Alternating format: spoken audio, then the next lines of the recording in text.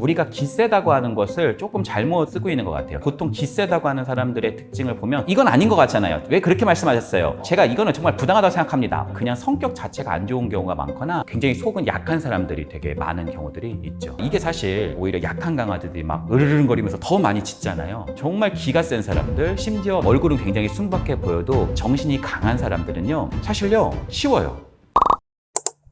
지식인사이드 구독자 여러분 모두 반갑습니다. 저는 현재 연세대학교에서 연구교수로 재직 중이고요. 많은 사람들을 상담하고 있는 상담심리사 이현주라고 합니다. 실제로 우리가 영화 같은 거를 보면은 빌런들 보면 괴물처럼 생겼고 주인공은 굉장히 아름답고 그런 부분들이 많잖아요. 그건 영화여서 그렇고요. 실제 삶에서는요, 얼굴은 굉장히 순박해 보여도 그 안에 기가 엄청나게 센 사람들이 있고요. 겉으로 볼 때는 엄청나게 세 보여가지고 그냥 나 건들면 터질 것 같아도 굉장히 속은 약한 사람들이 되게 많은 경우들이 있죠. 우리가 기세다고 하는 것을 조금 잘못 쓰고 있는 것 같아요. 보통 기세다고 하는 사람들의 특징을 보면 그냥 성격 자체가 안 좋은 경우가 많거나 너무 사람을 비난을 하거나 또 어떤 사람에게 너무 화를 내거나 그런 사람들을 기세다고 보통 우리가 보는 것 같아요. 이건 아닌 것 같잖아요. 왜 그렇게 말씀하셨어요? 제가 이거는 정말 부당하다고 생각합니다. 어느 면에서는 항변하는 것이 필요할 수도 있겠지만 막 작은 일에도 너무 막 세게 얘기하시는 분들은 기가 셌다기보다는 그냥 예민한 사람들, 또 어떤 면에서는 분노 감정이 좀 많은 사람들이다라고 표현할 수 있는데, 이런 분노 감정이나 짜증이나 예민 같은 거 타인에게 던지는 감정들은 보통 표면 감정이라고 합니다. 그런 게 지나치게 센 사람들은 표면 감정만 센 거고요. 그 안에 있는 심층 감정, 예를 들어서 두려움이랑 상실감이나 나의 심층 감정에 대한 요소는 많이 떨어지는 사람이다 라고 말씀드릴 수 있겠죠. 그러니까 기가 세다고 하는 것은 철갑옷 같은 거 입어놓고 다른 사람하고 막 싸움을 하려고 다니는 사람이라기보다는 자신의 내공이 있는 거예요. 뿌리가 굉장히 있어요. 그런데 다른 사람에게 그걸 막 치고 받고 하는 게 아니라 줄기는 유연해서 사람에게 오히려 유연하게 말할 수 있고, 심지어 자신의 욕구나 자신의 어떤 바람들을 좀 더 건강하게 표현할 수 있는 사람들을 의미한다 라고 말씀드릴 수 있겠죠. 한번 예를 들어 볼까요? 우리 보통 왜 학창시절 때 이럴 때 보면 학교 짱 되시고 하시는 분들 있잖아요. 그런 분들 보면 굉장히 아우라가 있잖아요. 막 대단한 것처럼 보이고. 근데 여러분 혹시 진짜 싸우는 거 보신 분 계세요? 막 영화 같은 데 보면 막 저 사람 주먹을 때리면 막 피한 다음에 옆돌기를 하고 막 그럴 것 같은데 그냥 거의 눈 감고 막 이러는 경우들이 있단 말이에요. 실상을 보면 그렇게 뭐 대단한 사람이 아닐 가능성이 매우 높다는 거죠. 그러면 어떻게 이 사람들은 짱이 된 걸까요? 기본적으로 그 사람들이 건드는 사람들은 순한 양 같은 분들, 내가 괴롭혀도 아무런 나에게 타격이 없는 것처럼 보이는 사람들에게 오히려 그런 화살이 가는 경우가 많이 있다라고 볼 수 있겠죠. 꼭 내가 싸움을 잘하지 않아도요, 안 건드는 사람들이 있어요. 공부를 내가 열심히 하거나 운동을 내가 잘하거나 동아리 같은 데서 주도적으로 내가 무엇인가를 하고 있는 사람들은 싸움 잘하고 이런 사람도 함부로 건들지 않아요. 왜냐하면 그런 사람들을 보면 자신의 어떤 영역이나 자신의 어떤 분야에서 명확하고 분명한 자신만의 어떤 전문성이 있어 보이고 자신만의 어떤 역할이 있어 보이거든요. 소위 자기 분야 안에서의 자신감이 있는 사람들, 이런 사람들은 그런 피해라고 하는 지점에서 비껴나갈 수 있는 그런 지점이 될 수가 있겠죠. 그렇게 본다면 정말 기가 센 사람들, 심지어 마음이 선하면서도 좀 정신이 강한 사람들은요, 힘이 있지만 그것을 남용하지 않는 사람들, 더 나아가서 자신의 한계를 분명하게 인식하고 다른 사람과 협업하고 기회를 누릴 수 있는 사람이라고 말할 수가 있겠죠. 우리가 소중한 사람들에게도 되게 상처받는 일들이 많이 있죠. 뭐 친구라든지 연인이라든지 배우자라든지 가족이라든지, 보통 이렇게 생각을 하시는 게 중요합니다. 강자라고 생각하는 사람들을 굉장히 괴롭히는 사람들, 이런 사람들이 모든 사람에게 그러는 것이 아니다. 굉장히 약자들한테 그렇게 하는 부분이 크다. 그러면 우리가 첫 번째 할 자세가 무엇이냐면 막 거만하게 막 이렇게 있으라는 게 아니라, 일단요, 내가 굉장히 위축되었을 가능성이 커요. 그리고 막 고개도 이렇게 숙이고 눈도 못 마주치고 항상 네네 이렇게 했을 가능성이 큽니다. 이거는 내가 약자라는 표시거든요. 그럴 때요, 굉장히 중요한 건 막 거만하게 하라는 게 아니라 허리를 펴고요, 자세를 곧게 하고요, 몸을 이렇게 좀 펴주는 게 필요합니다. 그리고 눈을 똑바로 쳐다보고, 아이 그건 아니죠, 저는 이거는 좋다고 생각해요, 내가 아니면 아니다, 좋으면 좋다라는 표현들을 작은 것부터 해볼 수 있는 지점들이 되게 중요한 지점일 수 있다라고 말씀드릴 수 있습니다. 보통 아니라고 할 때가 어떨 때가 어렵냐면, 수직적 관계에 있을 때 보통 어렵다고 하기가 되게 힘듭니다. 특히 직장 생활 같은 거. 내가 직장 생활에서 지금 녹을 받고 있는데 내가 여기가 다른 대안이 없고 여기에만 내가 지금 매달려야 되는 상황이다. 그러면 나는 계속 위축되고요, 작은 것도 나는 거부하기가 좀 쉽지 않고 철저하게 거기에 맞춰지는 그런 경우가 많이 있죠. 그런데 우리 직장 생활에서는 어느 정도는 내가 아니라고도 좀 할 수 있고 힘들다고 표현하는 부분도 좀 필요할 수 있잖아요. 이게 정도의 차이인데, 근데 내 반경 자체가 오로지 회사에 속해 있으면 소위 의존성과 불안이 있으면 아니라고 하기가 되게 힘든 거예요. 그럼 여러분 어떻게 해보면 좋을까요? 사실요, 쉬워요. 그러나 여러분들 꾸준한 연습이 필요합니다. 그건 뭐냐면 내 반경을 좀 넓히는 것이 필요합니다. 믿는 구석이 있는 게 되게 중요할 수 있겠죠. 그건 저는요, 2가지 정도를 좀 추천하고 싶은데, 첫 번째가 배움이에요. 두 번째가요, 취미입니다. 여러분, 배움이라고 하는 것은요, 우리가 입시하는 게 아니에요. 내가 뭐 영어 공부를 내가 한다, 배움에서. 그러면 내가 토익 990점을 맞았다. 그것도 엄청난 결과죠. 그렇죠? 근데요, 배움은요, 그 자체로 내가 성장하고 있다라는 느낌을 나에게 줍니다. 그러니까 내가 오늘 한 발자국을 더 간 거예요. 그건 내가 배운 거잖아요. 내가 몰랐던 거를 뭔가 한 발자국으로 가서 나의 어떤 지점들을 조금 더 내가 알게 된 거죠. 이거는 내가 지금 업그레이드가 되고 있구나. 어제의 나보다 지금의 나가 자꾸 업그레이드가 되고 있구나 라는 것을 내가 캐치하는 데 도움이 되고요. 또 그러한 지식과 지혜는 우리가 삶을 살아가는 데 있어서도 매우 유용한 점이 되고요. 또 하나의 지점은 그것이 쌓이잖아요. 작은 배움의 공간들을 내가 하루에 30분, 1시간 정도를 계속 누적하잖아요. 그럼 그것은 나에게 강력한 강점이 되는 경우가 많이 있습니다. 두 번째는요, 여러분 취미생활 같은 거 보면 테니스에서 우리가 이겼을 때 그거 한다고 막 돈 주는 게 아닌데 막 하면서 되게 막 좋아하는 그런 경우 우리가 보잖아요. 그렇죠? 그게요, 얼마나 있어요, 인생에서. 취미생활은요, 어떻게 보면 그런 것을 할 수 있는 판입니다. 그러니까 내 안에 승리감을 많이 형성시켜주는 거죠. 근데요, 우리가 취미생활 하다가 뭐 어떤 경우에도 지기도 하고 또 어떤 경우에는 취미가 잘 안 되는 경우들도 있고 그러잖아요. 그것도 스트레스죠. 그러나 우리가 보통 업무에서 경험하는 실패하고 좀 다릅니다. 우리가 만약에 졌어요. 그렇다고 해서 완전히 나락에 가는 건 아니에요. 다시 한번 하자. 다시 한번 해. 내가 이번에는 졌지만 다음번엔 내가 이길 수 있다는 희망이 있잖아요. 그렇죠? 내가 넘어져도 다시 일어날 수 있다는 믿음을 또 형성시키기도 합니다. 그러니까 취미생활은 내가 승리감도 형성시킬 수 있고요. 실패감에서도 다시 일어날 수 있다는 그런 희망을 다시 불어넣기도 하죠. 그래서 배움이라고 하는 나의 성장의 장, 사실 우리 지식인사이드도 이런 지식에 관련된 컨텐츠인데 이건 역시 배움이라고 할 수 있어요.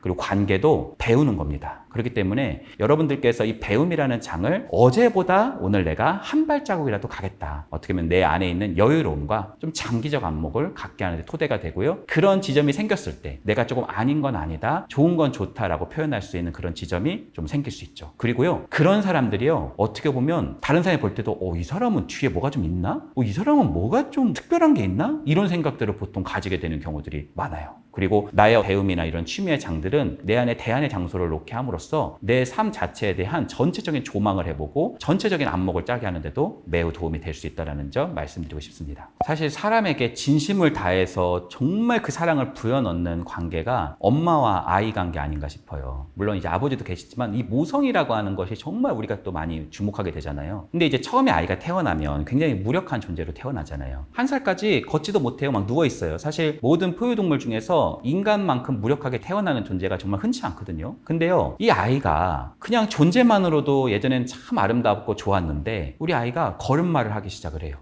단어를 깨우치기 시작하는데 좀 다른 아이보다 빠른 것 같아요. 운동도 좀 잘하는 것 같아요. 춤도 좀 잘 추는 것 같아요. 우리 아이가 영재인가? 이런 생각이 보통 들기 시작을 합니다. 그럴 때요, 나도 모르게 그 아이에 대해서 점차적으로 집착하게 되고 욕망이 생기기 시작을 합니다. 그랬을 때 타인에게 어떤 욕망이 생기기 시작하면 그 사람에게 굉장한 많은 감정이 투여되기 시작을 하고요. 심지어 그 사람에게 어떻게 보면 굉장히 통제하는 그런 경향이 나타나기도 하죠. 그러니까 어떻게 보면 우리 사회에서 내가 진심을 다해서 타인에게 좀 다가가는 거는 좋지만 그 거리감이 너무 좁혀진다라고 하는 것은 타인에게 있어서 건강한 관계를 맺게 하는데 좀 방해 요인이 될 수가 있습니다. 많은 사람들이 이렇게 얘기해요. 친구 관계가 뭐 얼만큼 있어야 되냐, 가족만 필요한 거 아니냐, 아예 가족은 필요 없다더라, 그냥 친구만 필요한 거 아니냐. 우리가 너무 극단적인 거 좋지 않다고 생각해요. 가족도 필요한 거고요, 친구도 필요한 겁니다. 둘 다 필요한 거예요. 친구 중에서도요, 친한 친구도 좀 좋은 친구가 있는 거고요, 가볍게 일하는 친구들, 가볍게 대화하는 친구들, 동료들도 필요한 겁니다. 그러니까 인간관계에서는요, 분산이 되게 중요합니다. 그러니까 내가 한 사람에게만 너무 진심을 다하고 있잖아요. 그러다 보면 내가 그 사람에게 너무 가까이 가게 돼서 그 사람 자체가 잘 안 보이는 경우가 있고, 심지어 그 사람은 사실 타인인데 내가 돼버리는 경우가 있어요. 내가 돼버려서 내가 막 통제하게 돼버리는 경우가 있단 말이에요. 우리 그 아바타라는 영화를 보면 I see you 라고 하는 대사가 있잖아요. 나는 당신을 봅니다 라는 대사잖아요. 근데요, 너무 멀리 있어도 안 보입니다. 그런데요, 역설적으로 너무 가까이 있어도 그 사람이 안 보여요. 어느 정도는 좀 떨어져 있다가 어느 정도는 조금 가까이 있다가. 여러분, 우리가 주식이라든지 여러분 투자할 때도 분산 투자가 되게 중요하다고 하잖아요. 그런 것처럼 인간관계도 분산이 되게 중요해요. 그래서 가까운 관계도 조금은 두세 명 정도를 둬서 속 깊은 관계를 조금 갖게 하는 거. 더 나아가서는 좀 인간관계에서는 가볍게 만날 사람도 있고 조금 진중하게 만날 수도 있고 더 나아가서는 좀 더 많은 경험을 할 수 있는 사람을 조금 더 너르고도 깊게 맺는 것이 매우 중요할 수가 있겠죠. 우리가 인생을 살다가 잘 갈 때는 이제 괜찮은데 우리가 뭔가 길을 잃어버렸던 것 같을 때는 뒤를 돌아보고 다시 돌아와야 될 때가 있잖아요. 그러니까 과거라고 하는 것은 반성이라고 하죠.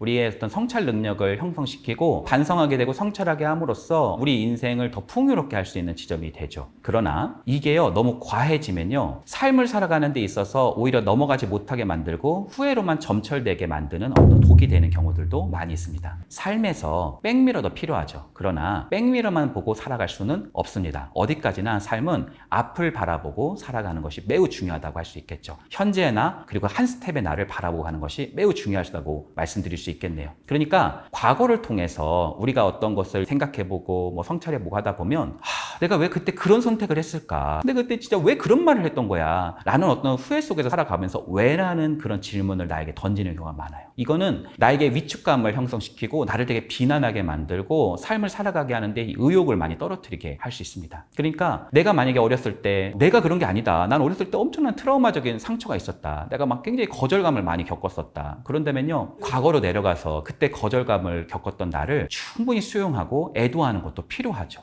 그러나 그게 끝은 아니에요. 내가 충분히 수용하는 토대 안에서 다시 현재로 돌아오는 거예요. 내가 그때 못 받았었던 그런 수용감, 지금 내가 현재로 돌아왔을 때 어떻게 하면 이 수용감을 조금 받을 수 있는 기지가 나에게 있을 수 있을까? 더 나아가서 내가 그 당시에 너무나 후회되는 어떤 행동이나 말을 했다면 지금 내가 어떻게 하면 이거를 한 단계, 한 스텝이라도 조금 풀어나갈 수 있을까라고 하는 지점으로 다시 돌아와야 된다는 거. 그러니까 밑으로 내려가는 것도 중요하겠지만 다시는 올라와서 어쩌면 현재와 지금 내가 바라보고 있는 방향으로 조금은 해결책을 모색해 나가는 거, 이 부분이 매우 중요하다고 할 수 있겠네요. 여러분, 한번 질문 한번 제가 던져볼게요. 도대체 내 인생은 어디서부터 잘못된 거지? 도대체 내 인생은 뭐가 잘못된 거야? 도대체 어디서부터 뭐가 잘못된 거야? 라는 질문, 사실은 필요한 질문일 수 있지만 너무 그 질문에만 빠져있지 않았으면 좋겠습니다. 그게 아니라 이런 질문 어떨까요? 내 인생에 잃어버린 퍼즐 한 조각은 뭐지? 내 인생이 지금 아직 완성되기 전이에요. 퍼즐 한 조각을 내가 지금 맞출 수 있는 겁니다. 그 퍼즐 한 조각을 찾아서 하나씩 하나씩 맞춰 나가는 연습. 한 번에 10걸음을 올라갈 수는 없습니다. 한 스텝씩 나아가보는 연습을 여러분들이 삶에서 조금 해보신다면 조금 여러분의 삶이 100이라고 하는 어두운 지점에서 후회로 점철된 지점에서 1이라고 하는 요소가 조금씩 빠져나가고 굉장히 어두운 측면에 약간의 빛이, 서광이 들어오는 그런 측면들이 있으리라 저는 확신합니다.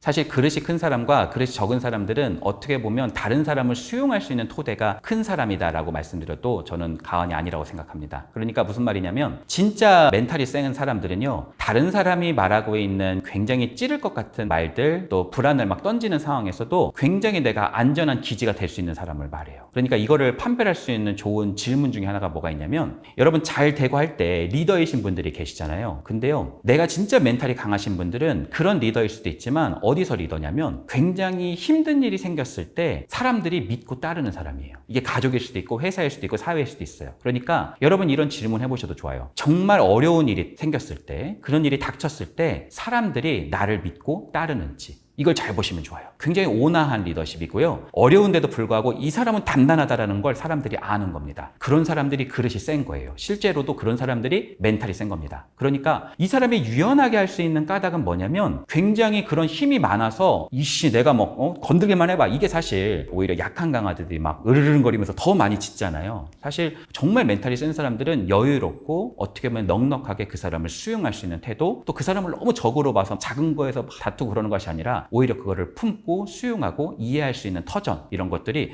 정말 멘탈이 센 거다라고 표현할 수 있겠죠. 그리고 그런 사람들은 위기 상황에서 오히려 빛을 발휘한다라고도 말씀드릴 수 있겠네요. 가장 중요한 건 여러분들 약간 좌절될 수도 있을 것 같은데 유전적 측면도 무시할 수 없어요. 그리고 또 하나는 초기 환경도 되게 중요할 수 있습니다. 그렇지만 나는 이제 뭐 초기 환경도 어렵고 난 유전적으로 좀 그러게 좀 어렵다라고 하신 분은 뭐 내 이번 생은 글렀다 이렇게 생각하지 않으셔도 돼요. 지금도 좋아질 수 있습니다. 멘탈력이라고 하는 것은. 첫 번째는요, 심리적인 멘탈을 강화하는 여러 훈련들이 있어요. 여러분들이 요즘 들어보셨던 마음챙김 같은 것도 굉장히 멘탈을 강화시킬 수 있는 훈련 중에 하나입니다. 그런데요, 저는요 그것보다 훨씬 더 강조하고 싶은 것이 있습니다. 관계입니다. 내가 그릇이 큰 사람에게 수용받아 보고 지지받아 봤던 경험을 계속 내가 넓혀 나가고 깊은 나의 속마음을 표현할 수 있는 기지가 많아지면 많아질수록, 그 정도와 빈도가 많아지면 많아질수록, 내가 철길 낭떠러져 있는 것이 아니구나, 내가 누군가에게 수용받을 수 있구나 라는 경험을 자꾸 하면 할수록 내 그릇이 자꾸 넓어지는 경험을 할 수가 있습니다. 그러니까 불안이라고 하는 것이 누군가에게 수용받는다? 내가 수용받을 수 있는 사람이구나, 내가 너무나 다른 사람에게 거절만 받았어요. 근데 정말 내가 사랑받을 수 있구나, 내가 항상 내 무능력을 감추기 위해서 내가 항상 내가 달려왔던 것 같아요. 내가 굉장히 대단한 사람이라고 거짓말하고 과장했었던 것 같아요. 근데요, 그럼에도 불구하고 충분히 내가 괜찮다는 느낌을 어느 사람에게 내가 받는 그런 토대는 어떻게 보면 내 멘탈을 강화할 수 있는 가장 근간이 아닌가 생각합니다. 그래서 상담은 유일한 장소는 아니지만 상담은 관계 안에서 그 사람의 멘탈을 강화하는 토대 안에서 관계 속에서 그 사람을 수용하고 그 사람을 반영하고 공감하고 인정하는 토대가 굉장히 많이 숨어 있어요. 그래서 이런 토대는 우리를 성장할 수 있는 발판이 된다라고도 말씀드릴 수 있겠네요.